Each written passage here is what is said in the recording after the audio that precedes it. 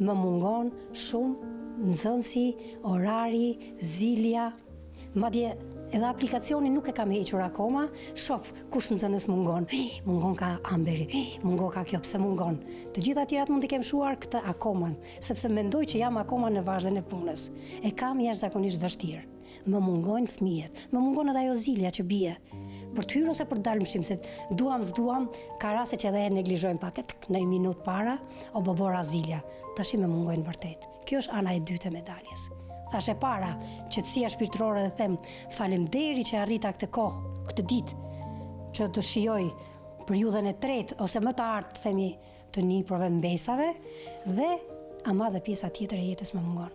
Është një jetë e tërë, rreth 40 vite në arsim, nuk është e pakët, që të shkëputet me thikë marrëdhënia me fëmijët. Vazhdoj, takoj, shoh, më përqafojnë, më marrim telefon, vajta njeri takova, nuk shkoj më se emocionohem shumë, kështu që më mungojnë shumë fëmijët. Sa herë që e kujtoj atë moment, mua më mbushin syt me lot. Seriozisht, sepse steqa ta boja këtë, e ndjeva bosh lloku në veten time. Shumë keq që qaj. Sepse ndjeva që sa shumë më pas kanë dashur këta fëmijë. Mbas është dhe nostalgji e moshës, ha? Po që shumë vite, një pritje madhështore, fëmijë që më donin, fëmijë që më brorisnin, një staf që më përkëdheli tamam. Ashtu siç nuk e prisja, dhe jam shumë nostalgjike për atë ditë. Prandaj them që më dhëmb, që e kam lënë arsimin, më duke vetja e re.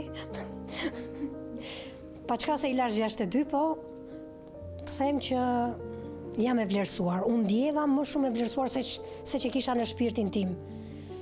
Po që fëmijët janë dashuri. Për një arsimtar, fëmija është bota e vet. Krahas familjes, se ke fëmijët, ke familjen. Jam dhe gjyshe.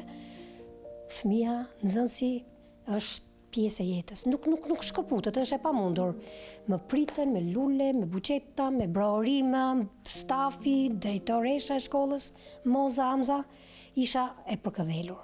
Shumë e vlerësuar dhe i falenderoj madje për këtë gjë kaq të bukur që më përgatitën. Kujtimet me nxënësit janë të shumta. Mësuese Pranvera akoma mban dhuratat e nxënësve si gjërat më të shtrenjta e të çmuara në shtëpinë e saj. Dhe në kujtime janë buzëqeshja dhe ngrohtësia që nxënësit i dhuruan gjatë viteve të punës. Kujtimet janë të shumta. Çdo 7 mars kujtimet janë njëra më e bukur se tjetra. Nuk mund të harroj në asnjë moment buqetat me lule që më janë dhuruar në pafundësi, vazhdojnë t'i kem dhe aktualisht dhe në ditët e sotme, vazhda e gjithë luleve që shikoni në shtëpinë time janë të dhuruara nga nxënësit.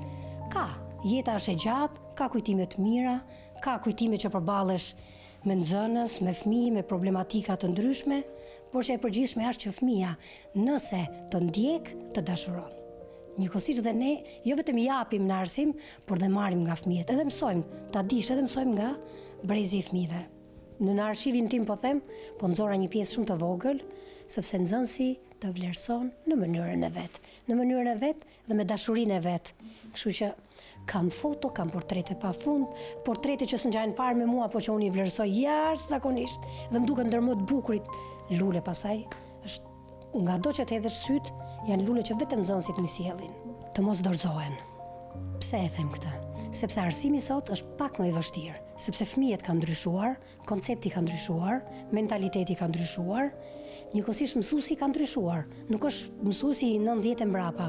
Tani mësuesi duhet të ketë më shumë, përveç anës njohurive shkencore, të ketë më shumë durim, që të merret me një brez më të zhvilluar, me teknologji, me fëmijë më të gjithanshëm, bota është bërë e vogël, me një klikim i merr vesh të dhënat, mësuesi duhet jetë akoma më në temp me këto gjëra.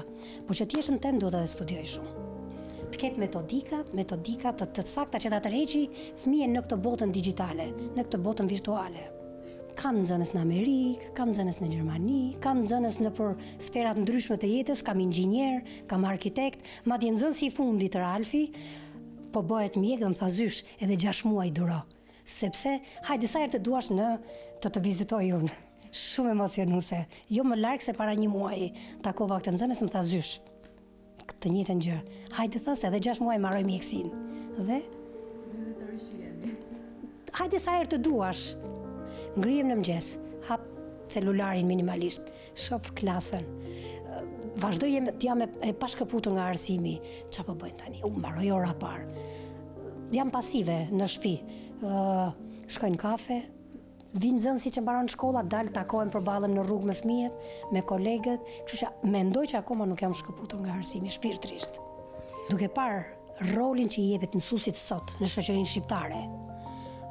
Paga që mendoj që tani fillimisht nga shtatori filloi lëvizte shumë pak, u indeksua ajo që u rrit, metodat, teknikat e mësimdhënies duhen reformuar, që mësuesi të jetë në qendër me nxënësin së bashku. Pra mos jetë vetëm mësuesi akademik, shpjego, merr mësim, po të jetë një bashkëpunim, të ditë të tërheqë nxënësin në ato që ka për të dhënë mësuesi dhe të bashkëpunohet. Pra të gjenden metoda më bashkëkohore. Po sikur edhe me një lojë. Edhe me një lojë futet koncepti. Sot bota lojen në për orët mësimore praktikon shumë. Duke lozur fëmia mëson më shpejt. Jo vetëm bëu mësues akademik. Jam pa fjalë. Ka pa fund kuadro të mirë që vërtet i vlerësoj, ka Shqipëria plot. Po unë ndjej vetëm 3, pse mos të kthehem? Të kthehem shkolla private, në kurse, të gjej mundësinë.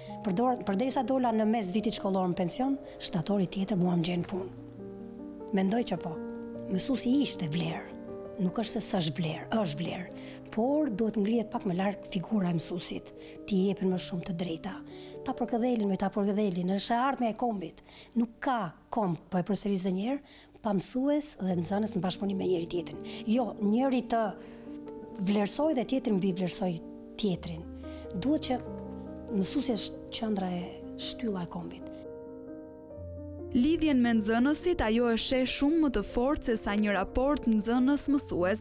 Ajo rrëfen se metodat me nxënësit duhet të jenë të përfshira me lojra e dashuri, që nxënësi, figurën e mësuesit, ta shohë si shtyllën kryesore që mbështet ëndrat e tyre.